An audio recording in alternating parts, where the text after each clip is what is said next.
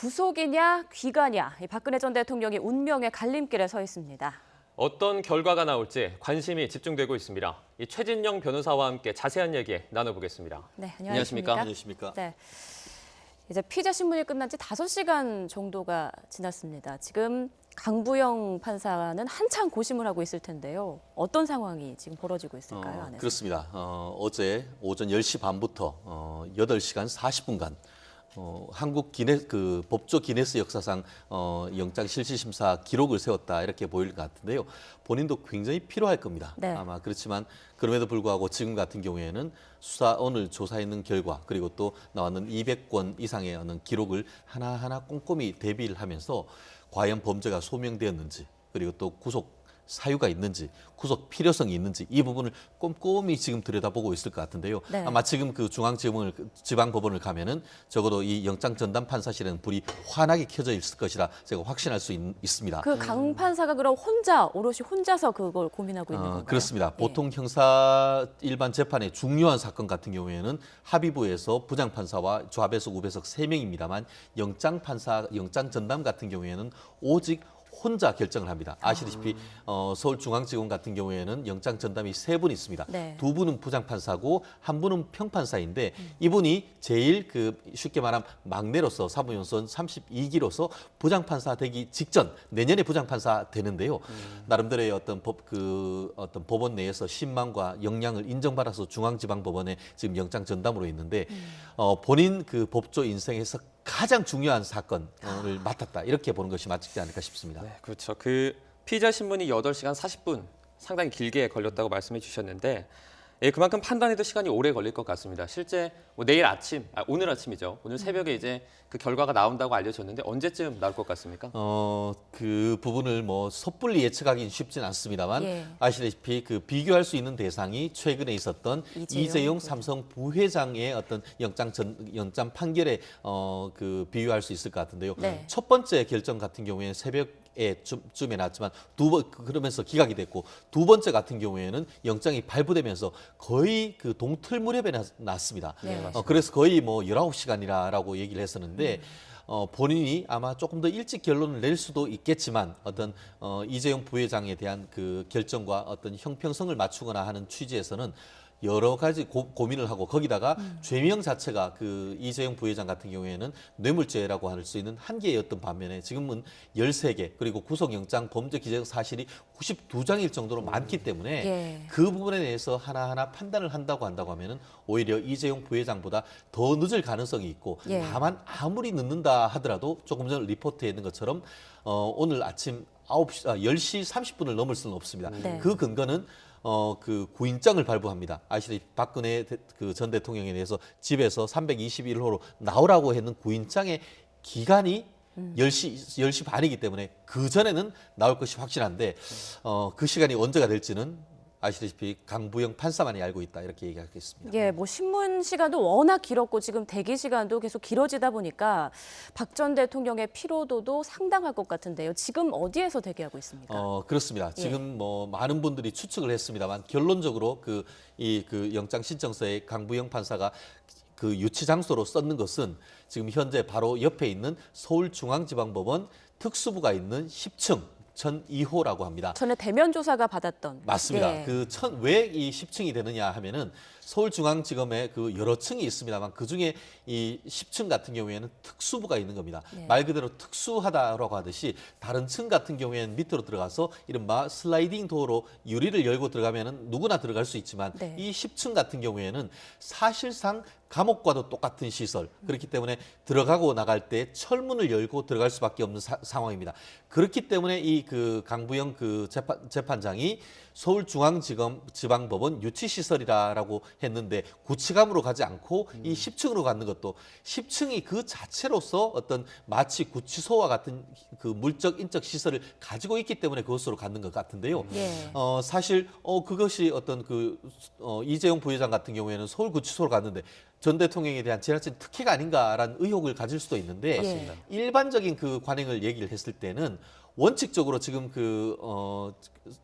국가인권위원회 같은 경우에는 지금 영장 실질 심사를 한 이후에 영장이 발부하기 전까지는 발부도 안 됐는데 구치소로 가는 것은 인권 침해가 있다라고 해서 더 이상 그렇게 하지를 못하고 있습니다. 네. 그렇다고 그럼 왜 지난번에 이재용 부회장은 서울구치소로 그렇죠. 갔느냐? 그 이유는 아시다시피 특검은 검찰청이 아니고 이 테헤란로에 있는 일반 빌딩이다 보니까 거기에 구치소라고 할 수 있는 그 장소가 없었습니다. 예. 그렇기 때문에 부득이하게 서울구치소로 갔는 겁니다.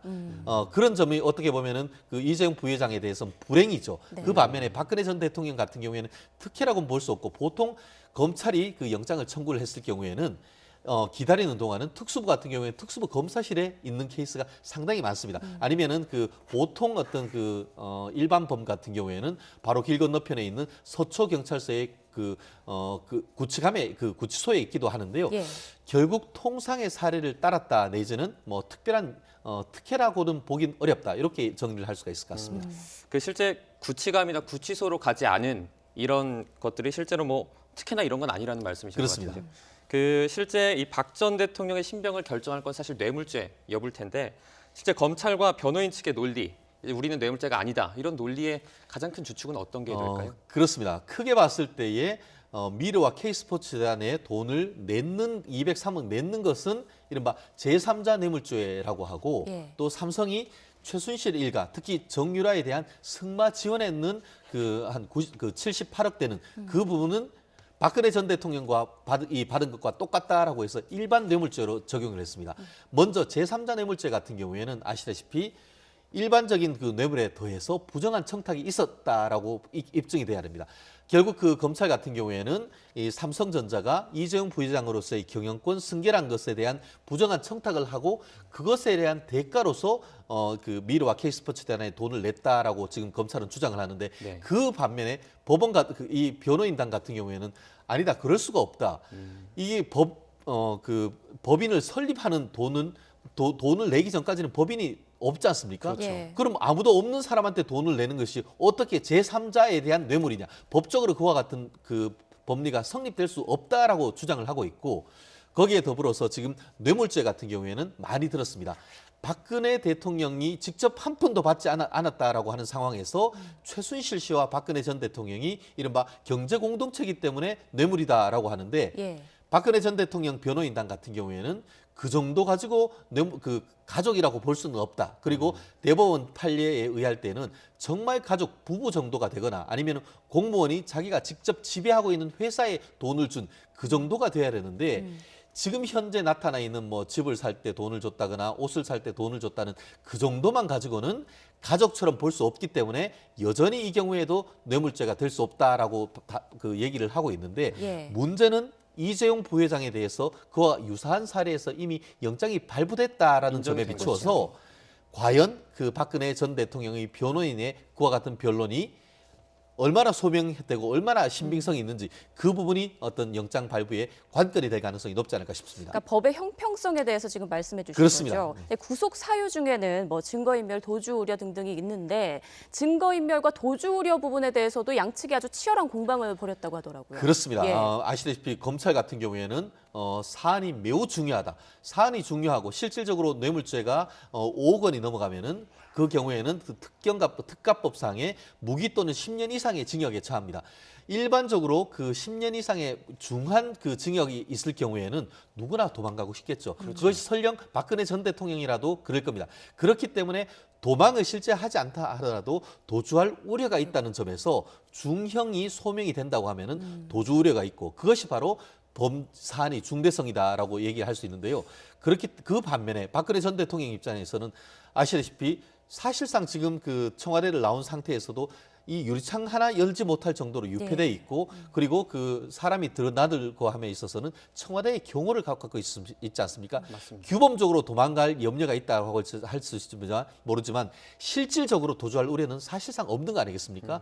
그러한 상태에서 또 증거인멸 우려가 있다고 하지만 뭐 검찰 스스로도 유죄를 인정할 증거가 차고 넘친다고 하고 있고 중요한 증인들은 사실상 다 구속돼 있기 때문에 예.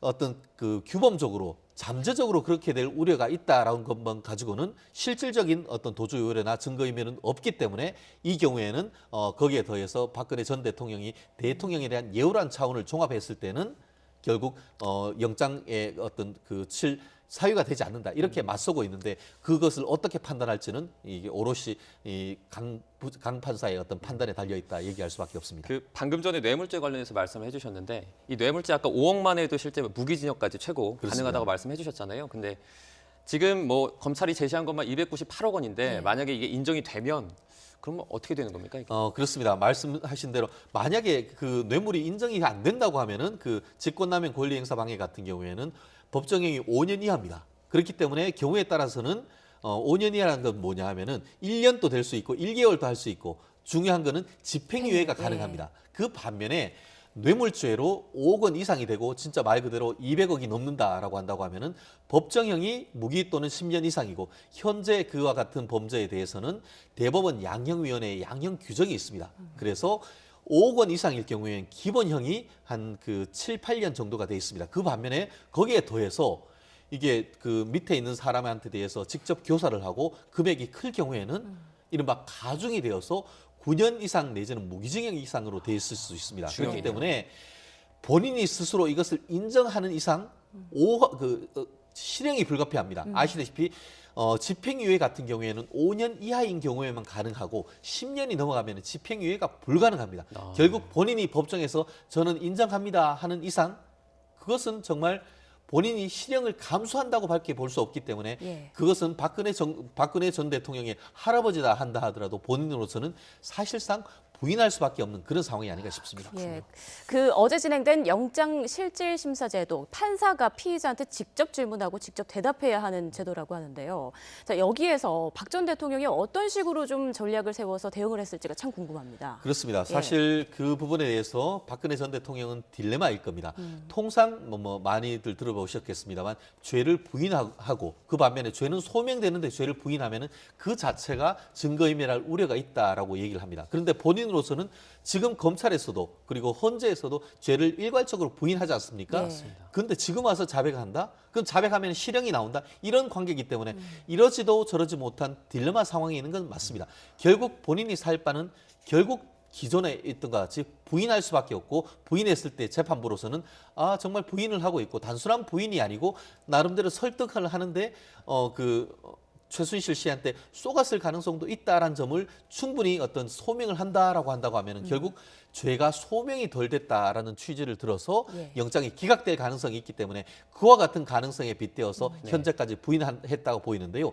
아시다시피 죄를 자백했다고 한다고 하면은 영장 실질 심사가 이렇게 길지가 않습니다. 예. 결국 자백을 하고 나면은 검찰의 의견이 어떻습니까? 변호인의 의견이 어떻습니까? 한 다음에 끝내서 아마 점심 무렵에 끝났을 겁니다. 통상 2-3시간. 네. 그런데 이렇게 8시간 40분이 했다라는 것은 13개 범죄 사실에 대해서 대부분 부인했고 부인에 대해서 왜 부인합니까? 라고 했을 때 검찰에서 했는 것처럼 하나하나 본인으로서의 소명은 다 했을 것으로 봅니다. 그렇기 때문에 그와 같은 소명이 과연 재판부에게 설득이 됐을지 그 부분이 관건이 아닐까 싶습니다. 어제는 박 전 대통령 영장 심사 과정에서 2번의 휴정이 있었습니다. 상당히 좀 이례적인 내용이라고 알고 있는데 지금 왜 그렇게 휴정을 한 겁니까? 결국 말씀드렸듯이 통상의 영장 실질 심사는 2-3시간을 넘질 않습니다. 제가 들어가서 여러 명을 해봐도 2시간, 3시간을 넘어본 적은 없는 것 같습니다. 예. 그렇기 때문에 어떤 쉴 이유가 별로 없죠. 그 반면에 이례적이라는 것은 영장 실질 심사가 길었기 때문에 그만큼 2번, 3번을 쉴 수밖에 없는 그 상태인데요. 약간 이례적이었다는 것은 점심을 먹을 만큼 물론 점심 시간을 위해서 밖으로 나가게 했지는 않습니다만 네. 점심을 할 만큼의 1시간 이상의 시간을 줬다는 점이 약간 이례적이다라고 하는데 사실은 강 판사도 본인도 피곤하고 또 박근혜 전 대통령도 65세로 비교적 고령이기 때문에 그 같은 점을 종합적으로 고려해서 그 상황에 적합하게 재량껏 그렇게 쉰 것 같은데 일부러 그것을 봐줬다고는 볼 수 없겠고 본인으로서 어떤 하는 과정에서 현재 13개입니다만 제가 92장의 영장 기재 범죄 사실을 보면은 크게 봤을 때에 한 30장 정도는 미르와 K스포츠 재단과 관련된 직권남용 권리방해 및 뇌물 그리고 또 나머지 한 30장 정도는 정유라에 대한 삼성의 지원을 했는 것이 뇌물이다.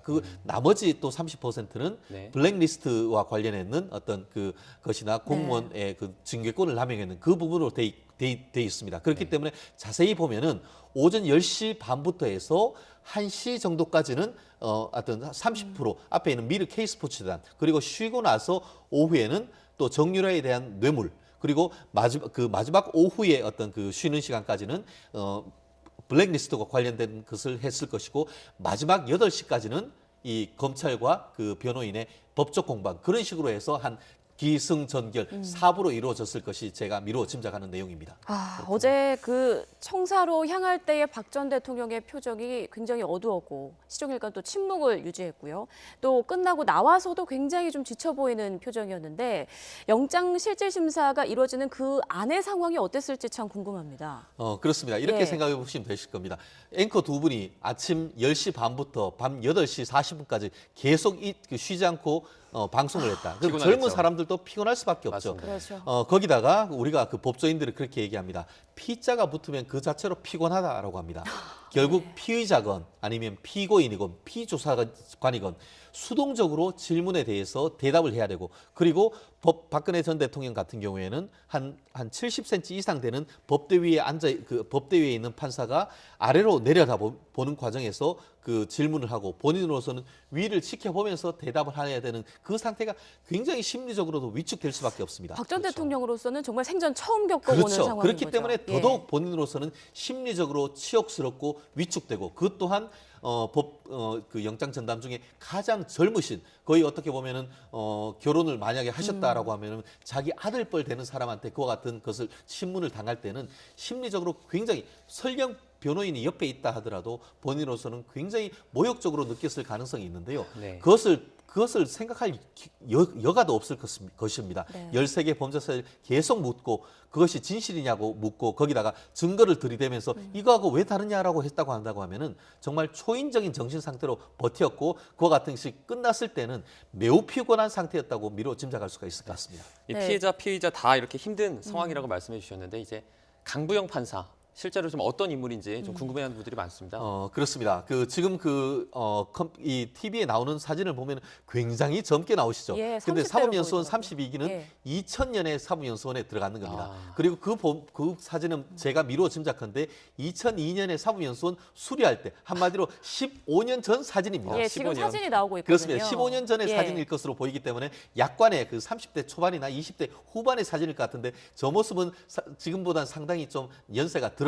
네. 그런데 지금 이 부분 같은 경우에는 아직까지는 말씀드렸듯이 평판사고 지금 법관에 임용이 돼서 한 3, 4년 정도가 돼서 내년이면 부장판사가 될 정도로 어떻게 보면 평판사로서는 가장 고참이면서 동기 중에는 가장 앞서 있는 분으로 지금 평가됩니다. 능력이 있는 분이죠. 네, 그렇습니다. 여러 가지 사건 중에 이 형사법원 중에 이 영장 전담은 법원에서도 가장 중립적이고 아무리 동기라 하더라도 네. 전화를 한다 하더라도 전화 받지 않을 정도의 어떤 확고한 주관이 있는 분이라 밖에 할 수 없는데요. 아마 그 옆에서 어떤 것을 한다 하더라도 이 부분의 결론은 믿는 것이 맞다. 이렇게 얘기할 수 있을 것 같습니다. 제 이제 그 영장 실질 심사 제도가 이게 97년에 생겼다고 알고 있는데 이제 헌정 사상 처음으로 전 대통령이 이걸 받았다고 합니다. 그 전에 있던 대통령들은 그럼 어떻게 진행이 된 건가요? 그렇습니다. 영장 실질 심사. 예전에는 어떻게 됐냐면은 검찰이 청구를 하면은 서류만 보고 그냥 대충 발부를 했습니다. 네. 그렇기 때문에 우리나라 인신 구속의 역사는 1997년 이전과 1997년 이후로 나뉜다라고 할 정도로 네. 97년에 이 영장 실질 심사가 도입된 이후에 영장 기각률이 굉장히 높아지고 실제로 그 이후에 영장이 발부되는 청구하는 율도 현저히 줄었습니다. 네. 말씀하신 대로 1996년에 있었던 노태우 전두환 전 네. 대통령의 수사 같은 경우에는 법원이 형식적으로 서류만 보고 발급했기 때문에 그렇기 때문에 그 구속영장이 청구된 사람으로서는 박근혜 전 대통령이 세 번째라고 하지만 영장 실질 심사가 도입된 이후에 법정에 서서 영장 여부를 심리를 받은 사람으로서는 처음이란 것이 바로 그 점을 의미합니다. 네, 그럼 이 제도가요. 박 전 대통령에게는 득일까요? 실일까요? 어떻게 보십니까? 득일 수밖에 없습니다. 예. 아시다시피 예전 같았다라고 한다고 하면은 이렇게 소명 들을 기회도 없이 이미 벌써 다른 사람들이 영장이 발부됐다라고 한다고 소명의 하면은 기가 확대된 거네요. 그렇죠. 네. 왜냐하면은 검찰로서는 어떻게든 잡아놓고 싶지 않겠습니까? 그렇다고 하면은 어떻게든 해서 영장을 청구를 하고 우리 재판장님 우리 청구를 했으니까 잘 봐주십시오. 이렇게도 사실 할 수가 있었는데 지금으로서는 검찰이 법원한테 영장에 했다고 하면서 전화할 수도 없도록 하고 있습니다. 예. 그렇기 때문에 법원 그 인신 구속 영장 어떤 그 청구에 있어서 기념비적인 제도 자체가 영장 실질 심사이고 그래서 법원은 영장 실질 심사라고 하는데 검찰은 약간 이른바 빈정상에서 이것을 구속 전 피의자 신문이지 네. 여전히 구속 영장 청구의 권한은 우리한테 있다라고 하지만 우리 변호인들은 구속 전 피의자 신문이라기보단 영장 실질 심사를 받아봐야 된다라고 하면서 소명을 하기 위해서 최선을 노력하는 것인데 박근혜 전 대통령으로서는 아시다시피 탄핵이 결과가 나와서 법원 집으로 돌아왔을 때 뭐라고 했습니까? 언젠가는 진실은 밝혀질 거라고 했는데 네. 그 언젠가 그 사실이 바로 오늘이 될 가능성이 높다. 저는 이렇게 봅니다. 그래서 또 박 전 대통령이 영장 실질 심사에 직접 나가는 가겠다 거죠. 이렇게 네. 밝힌 거군요. 그 실제 영장이 뭐 발부되든지 기각이 되든지 이 여부가 오늘 새벽 또는 아침에 나올 것으로 기대가 되는데 발부가 됐을 때 또는 기각이 됐을 때 실제 박 전 대통령은 어떻게 되는지 좀 설명해 주시죠. 그렇습니다. 먼저 영장이 기각된다라고 한다고 하면은 그 순간 풀어줘야 됩니다. 안 그러고 잠시라도 더 있으면 그것이 이른바 불법 구금이 되기 때문에 네. 그 담당하는 그 검찰 같은 경우에는 불법 구금죄로 오히려 처벌이 됩니다. 그렇기 바로 때문에 사저로 돌아가시네요. 영장이 기각된다라고 한다면 즉시 사저로 돌아가는데요. 지금 그 언론 보도를 봤더니만 그렇게 되면은 지하에 차가 대기하고 있다가 그 오늘 타고 왔던 에쿠스 리무진으로 해서 네. 그 청와대의 경호를 받아서 사저로 돌아간다라고 하고 있고 예. 그 반면에 만에 하나 영장이 발부됐다라고 한다고 하면은 여전히 지하로 가서 검찰청이 마련하는 차를 타고 바로 그 즉시 의왕에 있는 서울구치소로 직행한다 이렇게 될 것 같습니다. 네, 말씀해주신 대로 그 삼성동에서 법원에 올 때는 경호실 에쿠스 차량을 이용했고요. 그 영장 심사를 마치고 검찰로 갈 때는 K7 차량을 이용했다고 하는데 이거는 이유가 뭔가요? 그거는 명확합니다. 한마디로 관할의 문제다라고 하는데요. 이 영장 실질 심사가 시작이 되면서 이 강 판사가 이른바 구인장을 발부를 했습니다. 네. 그래서 구인장은 뭐냐면은 법원 321호까지 나오라라고 하는데 영장이 발부됐다고 해서 강제적으로 다 잡아오진 않습니다. 본인이 임의로 출석한다라고 한다고 하면은 그와 같은 것을 신뢰하고 그렇게 하도록 해주는 것이 관행이기도 합니다. 그렇기 때문에 영장 실질 심사 법정 오기 전까지는 여전히 청와대 그 경호실의 소관이기 때문에 일단 법원을 문을 열고 들어가기까지는 영장 그 청와대에서 하지만 그 이후 영장 실질 심사가 끝났다라고 하면서 이 영장 청구서에 인치 장소가 끝났다. 그때부터는 이제는 청와대 경호실의 문제가 아닌 법무부 관할로 넘어오는 겁니다. 예. 그렇기 때문에 나오는 때부터 옆에 있는 사람은 청와대 경호실관이 아닌 법무부의 교도관들입니다. 그렇기 때문에 옆에 여자 교도관 2명이 계속 그 옆에서 있으면서 법원 서관 4번 문을 나온 다음에 그때는 차가 바뀌어서 법무부에 제공하는 차로 했고 그리고 법무부 사저에서 나올 때는 에쿠스 운전석 그 옆에 그러니까 예. 문 뒤에 혼자 탔지만 이제 자택이죠. 이때는 예, 예. 가운데 타고 양쪽에서 여성 교도관이 지켰던 것은 이제부터는 법무부 관할인 것을 단적으로 보여준 예였다 이렇게 볼 것 같습니다. 네, 그 자유한국당 의원들이 실제 불구속 수사를 위한 촉구 청원서를 또 제출했다고 알고 있는데 네. 이게 판결에 영향을 미칠지도 궁금합니다. 결론적으로 판결에 영향을 미칠 가능성은 현저히 낮다. 오히려 법원으로서는 심기가 좀 불편해졌다라고 볼 수가 있을 겁니다. 나름대로 어떤 그 민의의 대변자로서 그 지역구에 있는 사람들의 국민들의 의견을 대변했다라고도 볼 수 있겠지만 네. 그것은 어떻게 보면 사법부가 가장 싫어하는 것이 외부로부터의 독립성이 침해되는 점을 들 수 있습니다. 그렇기 때문에 우리가 변호사로 할 때도 가족들의 탄원서 이외에 다른 조직의 탄원서 같은 거 내는 것은 조심스러워합니다. 결국 나름대로 어떤 좋은 선의를 가지고 했지만 입법부가 특히 그중에 예를 들어서 법사위에 어떤 있는 의원이 포함되어 있는 상태에서 그와 같은 것을 했다고 한다고 하면은 사법부로서는 상당 부분 입법권에 의한 사법부가 침해됐다라고 생각할 여지가 큽니다. 네. 그렇기 때문에 나름대로 접수인을 찍어서 재판장한테 보여주겠습니다만 그것을 한번 볼 수는 있습니다. 그렇지만 그거 볼 시간이 과연 있을까요? 이런 점이 있었다라는 것을 참고만 하지 그 자체보다는 오히려 박근혜 전 대통령에 대한 지위 그리고 이와 같은 그 범죄 사실에 대한 소명 그것이 99.9%가 작용을 할 것이고 그 나머지가 0.01%가 작용할지 말지 좀 그렇게 생각을 합니다. 네. 자, 지금 이 시각 상황이 참 궁금합니다. 일단 강부영 판사는 고심을 하고 있을 거고요. 박 전 대통령은 대기 장소에서 대기를 하고 있을 텐데 그 대기 장소 안은 어떻게 좀 이루어져 있는지도 사실 궁금하거든요. 어떤 뭐 침대나 이런 게 구비가 돼 있는지 혹시 알 수 있을까요? 현재로서는 예. 아직까지 알려진 바는 없습니다.